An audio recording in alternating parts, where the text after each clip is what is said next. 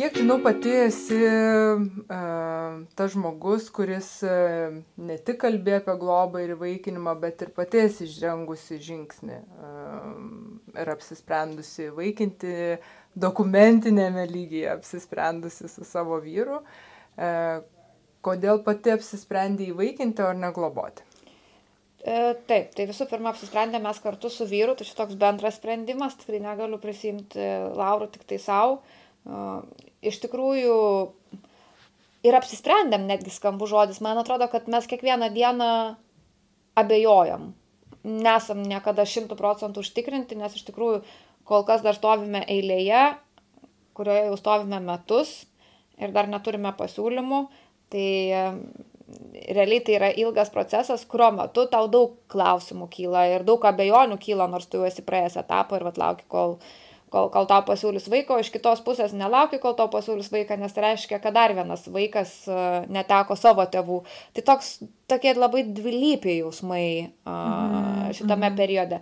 Bet mes net nesvarstėme globos dėl kelių pagrindinių punktų, kurie mums netiko. Tai tas punktas, kai jeigu nusprendi globoti vaiką ir vaiko biologiniai tėvai nusprendžia pasitaisyti, jie gali vaiką per tam tikrą laikotarpį susigrąžinti. Tai reiškia, kad tu prisiriši prie vaiko, suteiki jam daug meilės ir tas vaikas grįžta atgal. Tai toks, taip lyg tai atrodo, kad jaustųsi, kad tavo širdies gabaliukas gali išeiti. Ir tu lyg tai ir turėtum džiaugtis, nes jo tėvai pasiteisė, o tu suteikiai tą laikotarpį. Bet toks, irgi vėlgi toks keistas jausmas, kur nežinai, kaip tu reaguosi ir kiek tai gali būti sudėtinga situacija, kurios gali nesuvaldyti. Tai čia vienas dalykas. Kitas dalykas, aš pagalvojau ir iš vaiko perspektyvos, jisai jau yra netekęs šeimos, jau gal netgi pabuvęs laikinoj globoj, jau ten, ta prasme, nemažai santykių visokių jam buvo nukirpta ir staiga jis patenka į naują šeimą, kuris irgi kaip o neturi jokio statuso ir kur jį irgi bet kada gali išmesti, jeigu jisai kažkam nepatinka.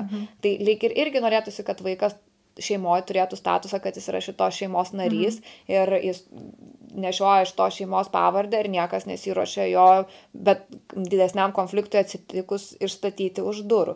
Tai realiai šitie du punktai mus atbaidė nuo globos. Aišku, suprantu, kad globos didžiausi pliusai yra irgi tai, kad tau nereikia stovėti eilėje metus 2-3. Man atrodo, kad 3 yra ilgiausias dabar periodas. Ar buvo ilgiau pas jūs, kad stovėjo? Turbūt ne, bet čia išskirtiniais atvejais turbūt buvo ir ilgiau. Bet labai išimtiniais. Tai va, tai su globa nereikia stovėti eilėj. Tu beveik gali vaiką išsirinkti, skamba žiauriai. Ta prasme, atrodo, kad kaip į parduotuvę, bet realiai taip. Ir didesniam labai konfliktui atsitikus arba labai dideliam konfliktui atsitikus, jūs galite su vaiku išsiskirti. Palyginus lengvai, nes teisiškai lengvai.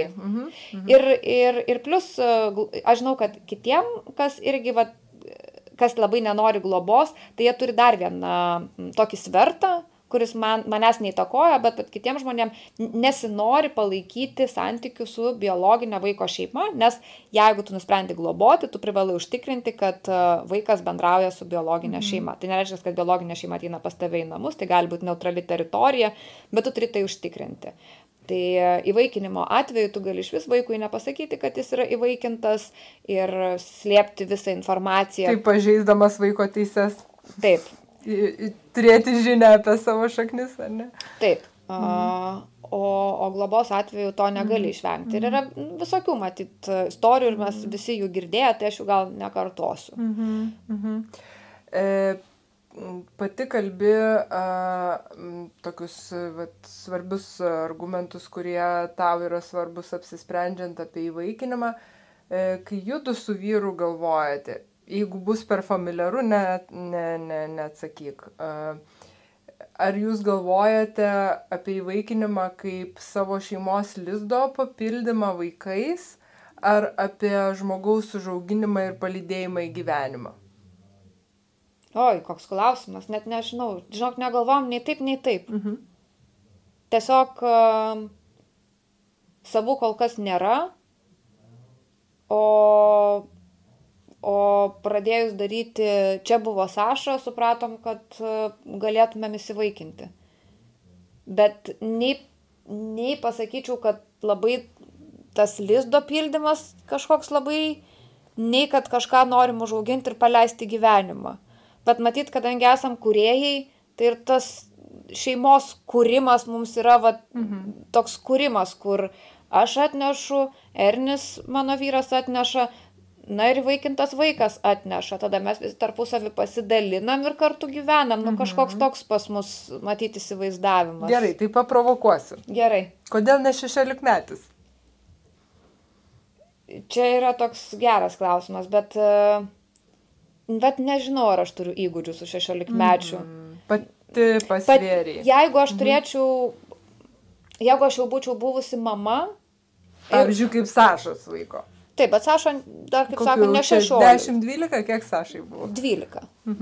Bet jeigu aš jau būčiau buvusi mama ir auginusi vaikus, tai manęs gal negazdintų paauglinis amžius.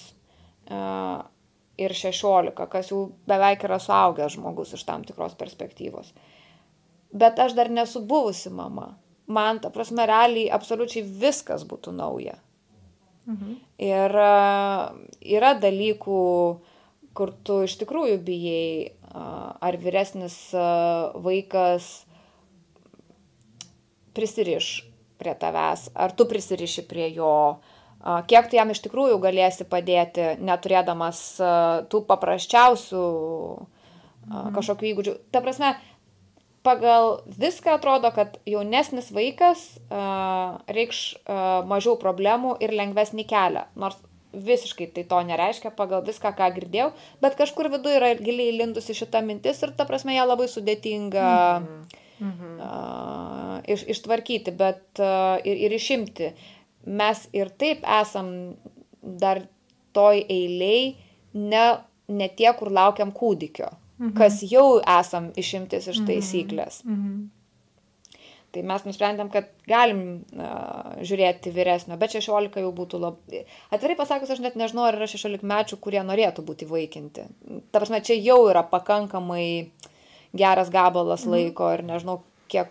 Aš tai provokuoju. Aš suprantu, aš tiesiog 10-metį galėtume galvoti, ar 12-metį, ar ne. Bet dar 10-metis, manau, kad jo, dar galėčiau svarstyti. Taip, galėčiau svarstyti. Saša. Nu, va toks Saša jau.